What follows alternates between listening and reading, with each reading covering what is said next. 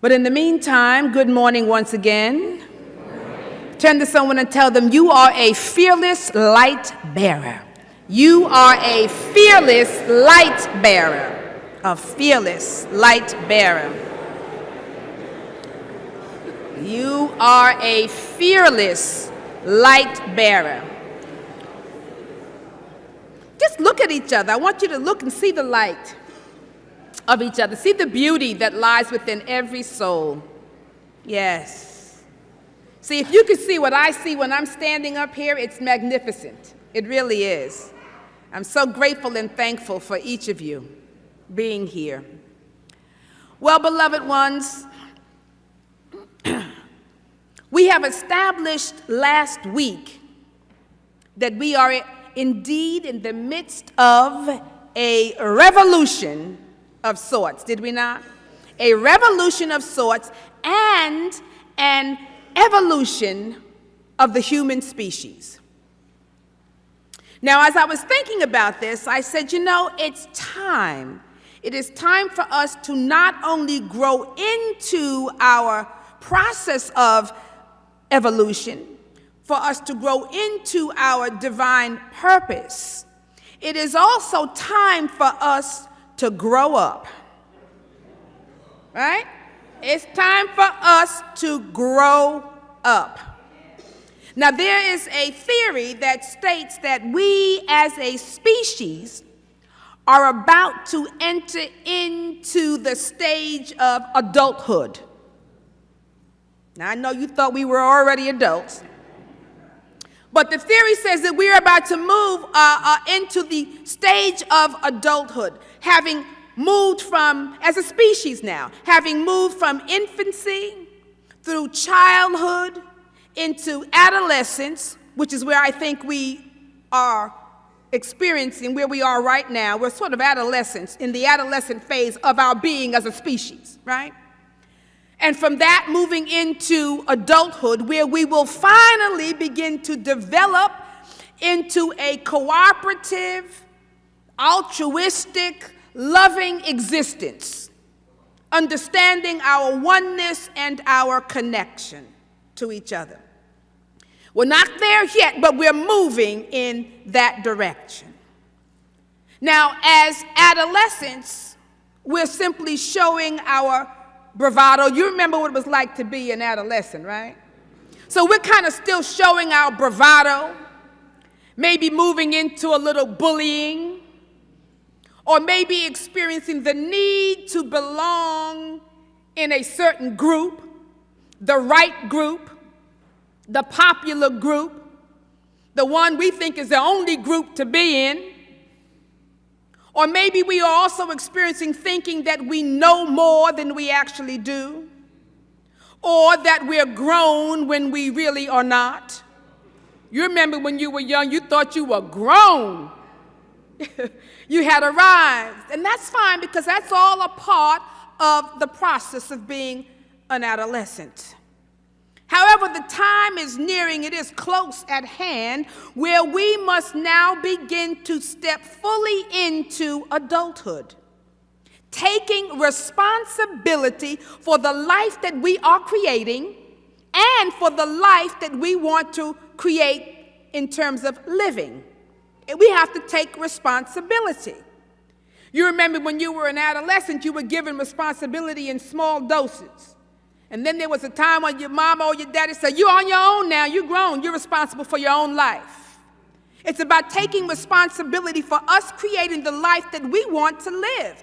That is a life of peace and harmony and joy on the planet with love and respect for all. Isn't that something that we desire?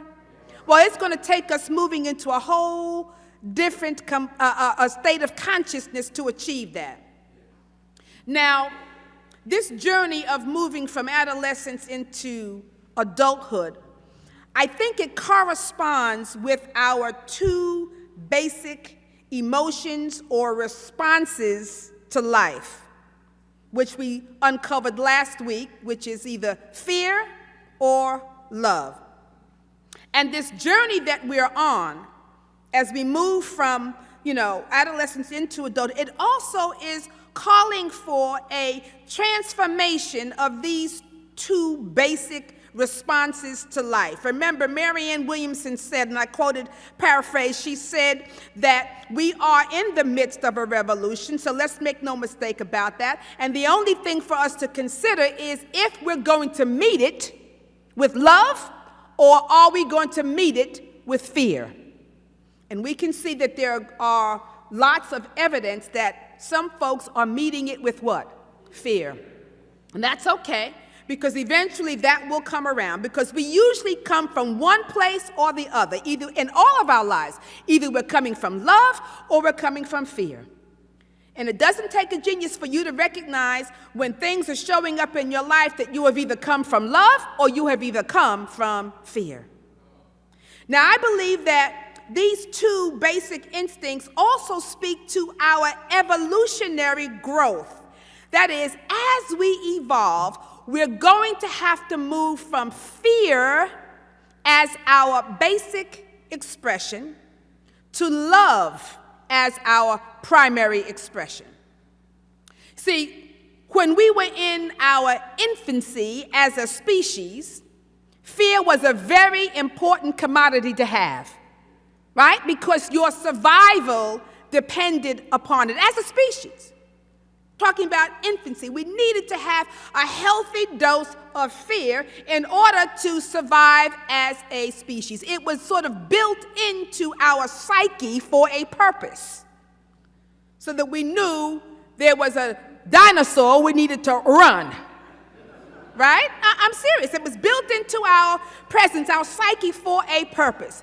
However, as we begin to grow and evolve, the factor of love must begin to take the place of fear, because love is also built into our psyche.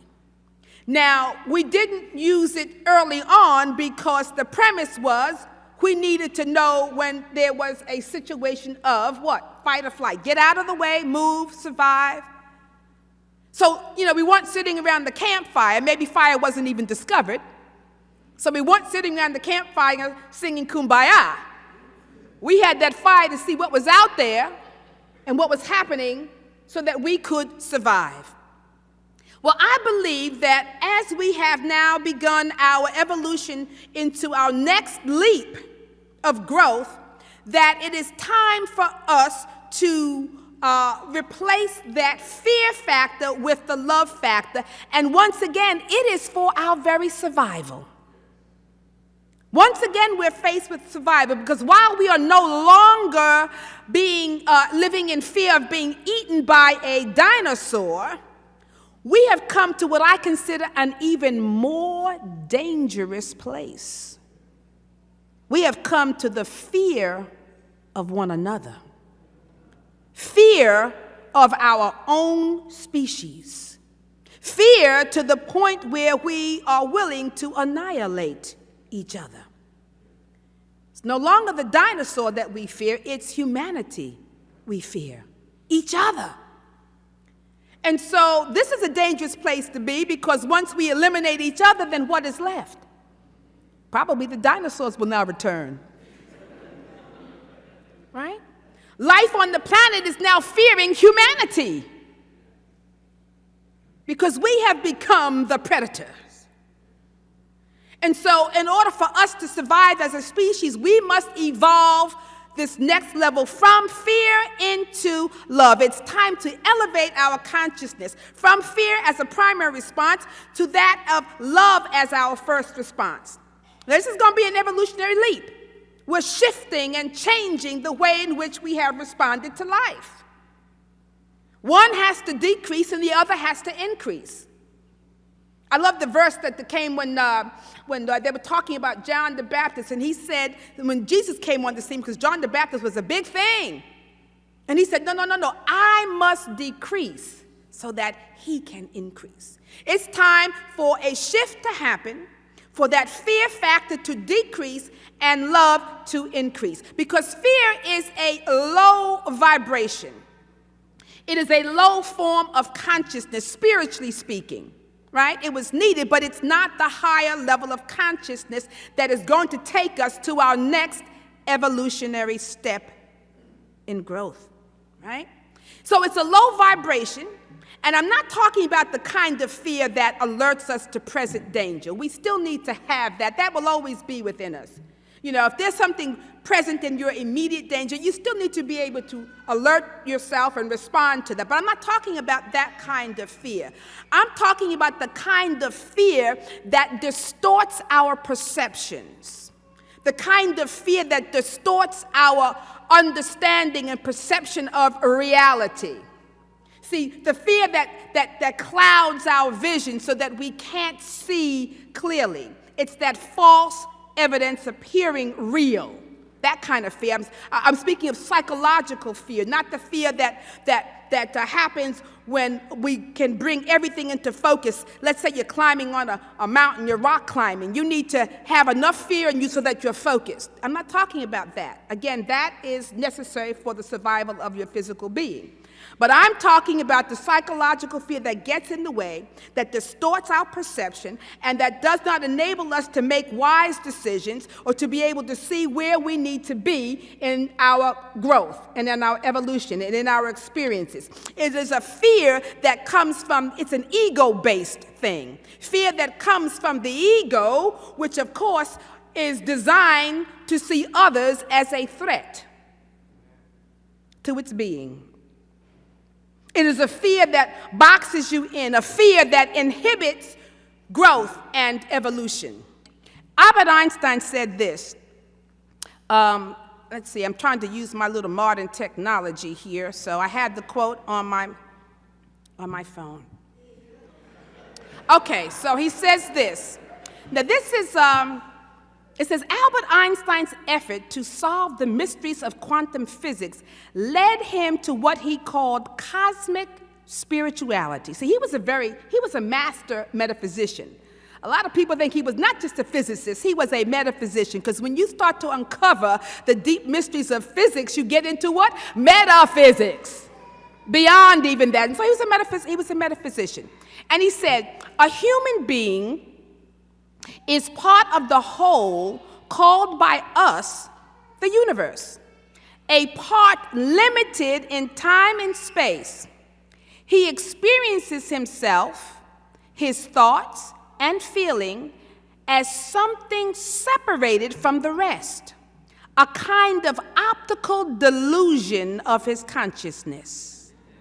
This delusion is a kind of prison for us, restricting us to our personal desires and to affection for a few people nearest to us. Our task must be to free ourselves from this prison by widening our circle of compassion to embrace all living creatures and the whole of nature in its beauty. I love that because our next evolutionary step must be from fear to love. Because if we fail to take this particular leap, the chance of our survival is going to be limited. We will end up destroying not only the earth, but one another. So the call then to love is a high one. A very high one, and it carries a high vibration. Not because we're moving merely from being human beings into spiritual beings, but because we're going to have to leave some things behind. We're going to have to leave behind being in fear as a way of life and expression. As Gerald Jampolsky said, love is letting go of fear. Love is letting go of fear. Now, because we know, as true students and metaphysicians, we know that whatever lies within us is always projected outward, right? It can be no secret. Just look at what's happening out here, and it gives you a clue to what lies within. So, if that's the case, and we're going to become fearless light bearers, we're going to have to go within and take note of our personal fears, okay? Just like someone said, I think that you want to stop looking out here and start looking within. So we're going to, as a light bearer, have to take note of our personal fears, do an inventory. Because we all have some. Everybody here has some fear, that is. Everybody. And some of it is conscious to us, and some of it is unconscious. And for the unconscious fears that we may be holding, all you have to do is look at the patterns that are showing up, look at the repeated experiences, the repeated challenges that keep coming to you over and over and over. It's the universe saying, hello. There's something here for you, okay? So you don't have to worry about the unconscious ones. They still show up as well. The point is, in order to fully awaken, and that's what we're trying to do, to awaken spiritually. But in order to fully awaken, we have to begin to release the fears and boldly step into our fearlessness as light bearers. Because to be a light bearer in this day and age, you're going to have to be fearless. Because everybody's not going to want to hear what you have to say. Everyone is not going to be willing to receive what you are offering.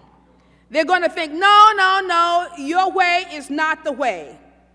So you're going to have to be fearless. You're going to have to be willing to love in spite of life itself. Willing to love in spite of what's showing up. Because it is a transformative energy and a transformative force so powerful that you who are called must share it, which is why Jesus told us that we would even have to use it with our enemies. He said you've got to love your enemies because he understood the power of love as a spiritual transformative force and energy. That love, when it is properly unleashed, will change the world. It will change the world. And it will change our way of being as a species. See, we've been one way. It's no longer serving us well. It's time to move into our next level of growth as a species. Now, as I said, this notion of love as a transformative agent is not going to be understood by everyone, and it's not for the faint-hearted. It's not for the faint-hearted. It's a high calling. But the majority are being called to answer it. I know it looks like the majority are being called to hold on to fear, but the majority of us are being called to answer this high call. And when I say majority, it doesn't take a whole bunch. It just takes a critical mass of people all on the same focus, willing to do the same thing. So I've come up with a 40-day plan to help condition our consciousness, because that's what has to happen. We want to condition our consciousness. And part of this is to do some inner work, the work of letting go.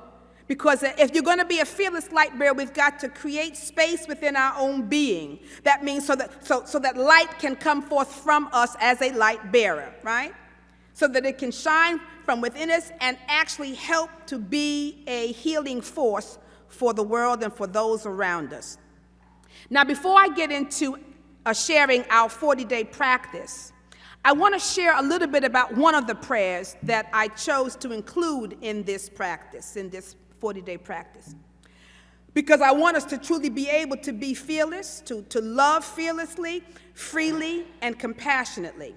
Now, if we're going to love fearlessly, freely, and compassionately, there's something else that's going to be required. And it means that we have to have a level of forgiveness. And not necessarily forgiving others who may have harmed us, but actually asking for forgiveness from those whom we may have harmed. See, it's quite easy. We're conditioned to somehow, forgive others for harming us.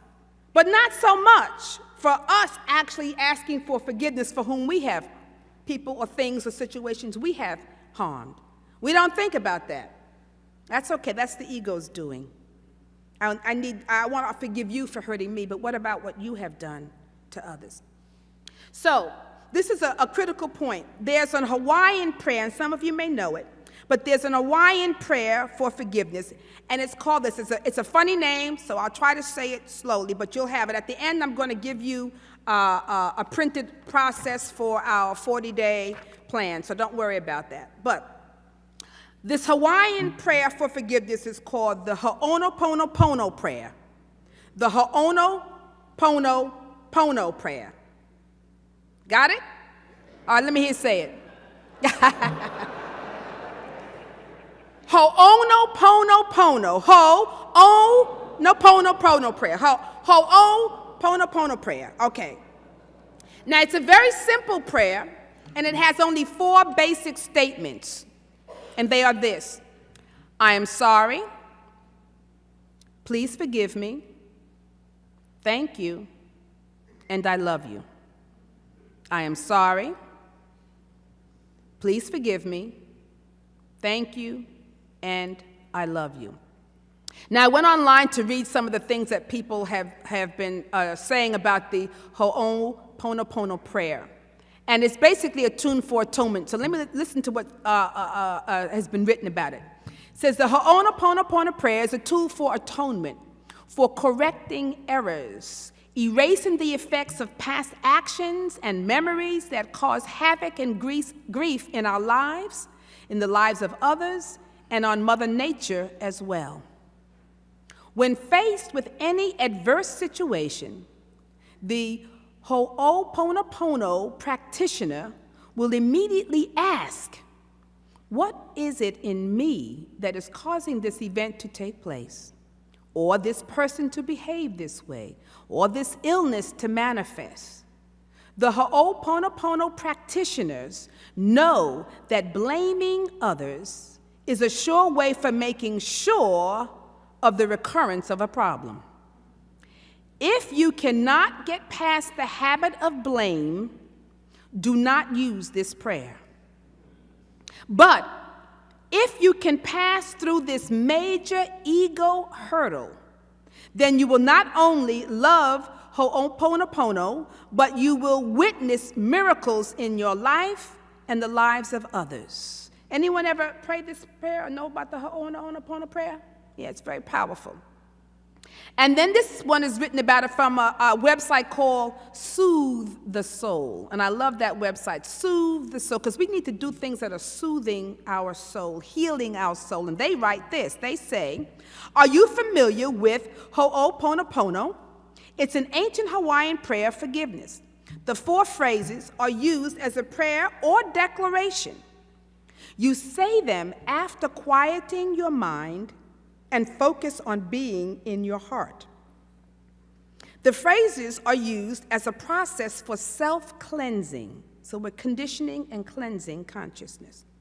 For instance, if there is a conflict in a particular relationship, saying the prayer continuously in your mind from a place of consciousness and focusing on your heart where love resides is energetically saying this. It's energetically saying, I am sorry for whatever there may be in my consciousness and vibration, known or unknown, that has contributed to this situation.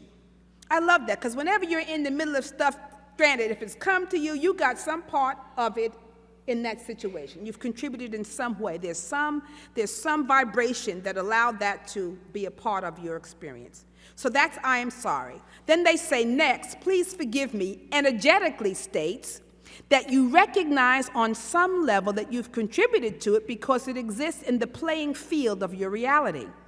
It is in your life to be recognized and healed. So please forgive me. Whatever it is, known or unknown, please forgive me. Sometimes you think, well, I didn't do anything. You know what? If you're in conflict with someone, it doesn't matter what you did, what they did. Please forgive me for my unknown actions, hurts. Because we hurt people unknowingly, don't we sometimes? Or people get hurt unknowingly, even if we haven't done anything. And that's okay. The object is, I want to create a space of openness. I want to create a space of forgiveness. I want to create a space of reconciliation where we can touch one another. Whether I've done something to harm you or knowingly or unknowingly, I want to release it in forgiveness. Powerful.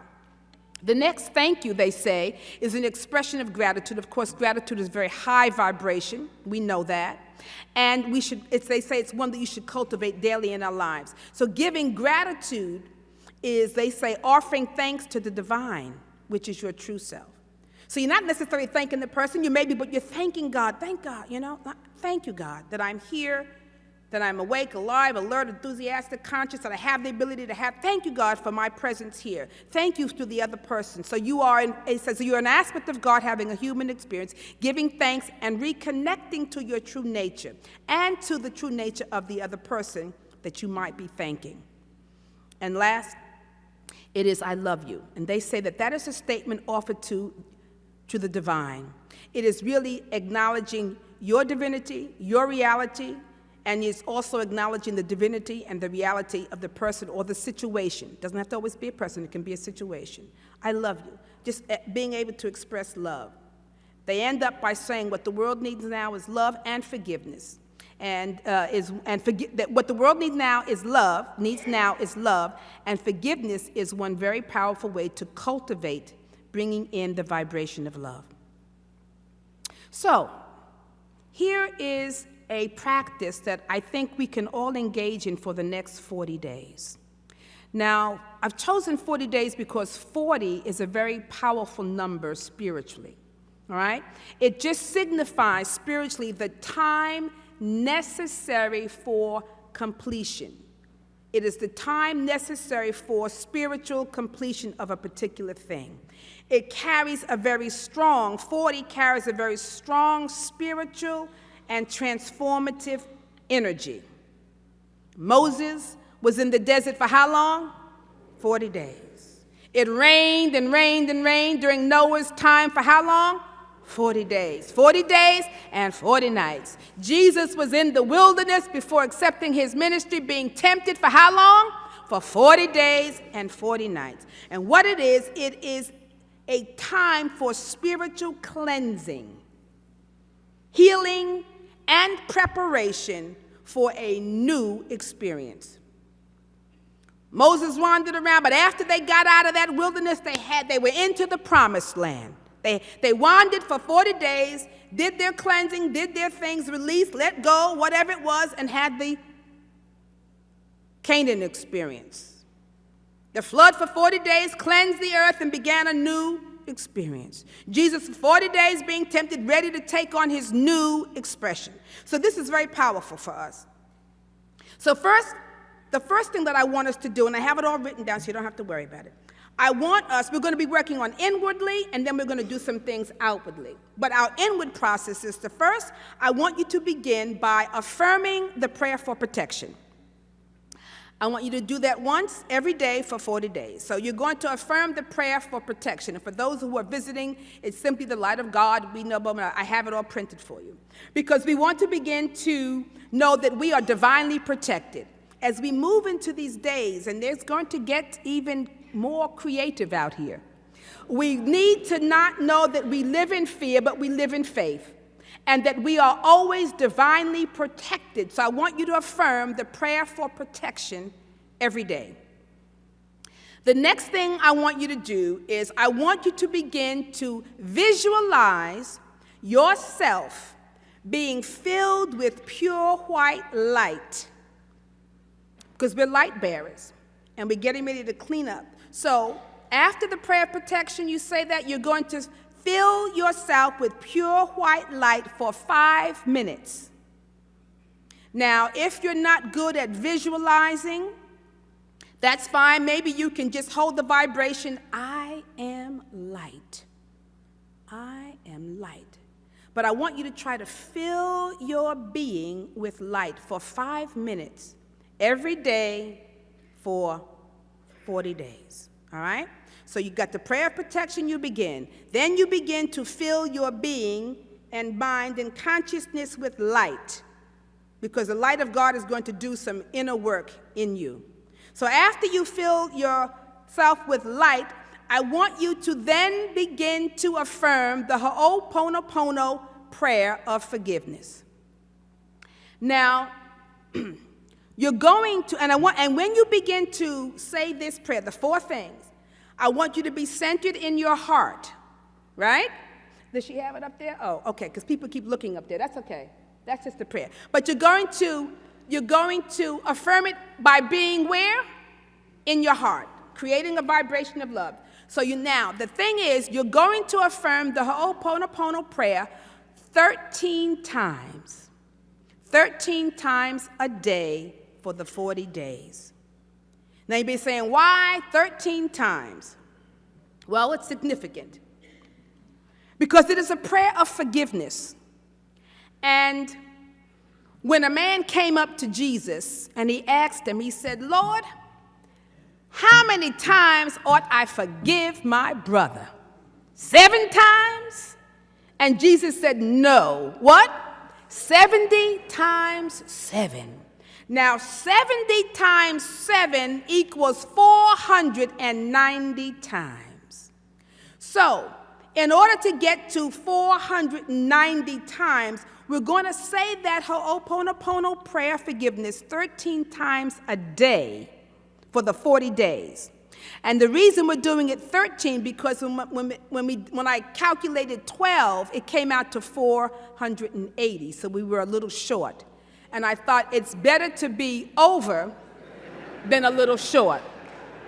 So 13 times a day. Now, when you say this prayer, it can be for a situation, it could be for a person, whatever it is. You can do it with that person or that situation in mind for the entire 40 days, or you can vary it, whatever's up for you, you can change it, it doesn't matter, but you need to be able to have this as a part of your cleansing process. So you will say it 13 times a day. So far we start with the prayer of protection for ourselves. We take 5 minutes to fill our consciousness with light, our being with light. Maybe affirming, I am light, I am light, I am light. 5 minutes, set the timer. After the timer, you move into your Ho'oponopono prayer of forgiveness. The whole thing, so it's a round. You say all four statements 13 times. Everybody clear? And you do it being in the heart, getting into that forgiveness. The next thing, after you've done that for a while, I want you to then begin to pray for the world. See, first we've prayed for self, we've cleansed, prayed for self. Now we're praying for others with our Ho'oponopono prayer, forgiving, praying for others. Now we're going to extend it out to the world, and here is where you're going to affirm the great invocation once a day in this process. You don't have to do it 13 times. That you do one time. Okay? So this is all about our inner work. Our inner work. On the back of the paper that I am going to hand out, and the ushers will have them for you. There's some things that you can do as you begin to share your light, and I'll just share some of them with you, with the world. One is, it just says this: all of our thoughts and actions become a part of the collective energy on the planet. We know this, correct? So this is our time. We are going to be affecting the collective consciousness on the planet. And so as we use our energy to bring light, it combines with the light of others to dispel the so-called darkness. So these are some things you can do to bless our work and blessing the world. Bless everyone and everything as much as you can. Just go around when you're driving, oh, bless you. When you're walking down the street, bless you. When you're at work, oh, bless you. Everything, every dog passenger, bless you. Whoever and however you can bless everything and everyone as much as you can. Send out unrestricted good for others as a daily practice. Now it says unrestricted good because you know how we like to restrict our good. I love you if you love me. No. Unrestricted good. Acknowledge omnipresence. Drop all negativity like a hot potato. Spread the atmosphere of loving kindness. Do good unto others. Give out and attract goodness, beauty, and joy. Do everything that you can to experience a sense of well-being and peace. And it ends by saying, as masses of heart-centered people do this throughout their day, we're going to enhance the life and growth of all creation on the planet. So I'm going to give all this to you, but I want to say this. This is the key. You know, whatever we do, before we do this outer work, we got to do our inner work, right? So I want you to do those first steps that I've outlined for your inner work, because that's going to shape our consciousness, and it's going to clear our own consciousness and allow us to be fearless, and then we go forth in doing the outer work. Now, this shift, doing this work is going to create an energetic shift in your being. It'll create an energetic shift in your energy field, and you will begin to radiate and vibrate light and love just from doing this process, light and love. And your presence is going to start to affect those around you. When your vibration changes, you're going to change everything around you. People won't be able to come into your space with a whole lot of mess, because you will be sending forth light and love and vibrating that. And light and love is the highest vibration, and whatever is the highest vibration always supersedes a low vibration. So you're going to affect your life, and you're going to do that. And what will happen is, what's going to happen is you're going to start shifting everything in your life and affairs, right? You're going to anchor. This process is going to help anchor. See, we need to anchor our consciousness. We have glimpses. We slip in and we slip out. It's going to help us to anchor and elevate our consciousness. Now, here's the kicker. If you miss doing one of these a day, you have to start all over. This is not punishment, friends. I want you to get what we're trying to do. We are trying to build and shift consciousness. And you cannot move in and out and maybe and yes and no. If we're going to have a shift, you must be focused and consistent in the 40 days. Jesus didn't say, look, let me stop this 40-day process. I'm getting ready to go. I'll be right back, devil. Hold on to your temptation. I got something to do over here. He was with the process, right? You got to stay with the process. It's very important, because what we're talking about is an energy shift, a spiritual shift, and you're building and evolving your field. And what we're doing is not only changing our consciousness energetically, but we are opening the heart. When you begin to do this Ho'oponopono prayer, when you begin to pray for other people, when you begin to fill yourself with life, you are going to open your heart. And when the heart is opened and cleansed, love flows. And where there is love, there can be no fear. The Bible says perfect love does what? It casts out fear. There can be no fear. Where there's love, there can be no judgment. Where there's love, there can be no limitation. So this is our next evolutionary leap. It's living a life of love. It is coming into the divine qualities of being. And this might be our greatest leap ever, because it's the greatest leap, but we are meant for greatness. We are being called for greatness. We are being called to our spiritual destiny. This is it, friends. So fear not, because we are actually birthing a new order of being, a new way of being on the planet. And so I ask, will you help to lead the way, being a fearless light bearer? You have a choice, love or fear. Choose wisely. Blessings and namaste.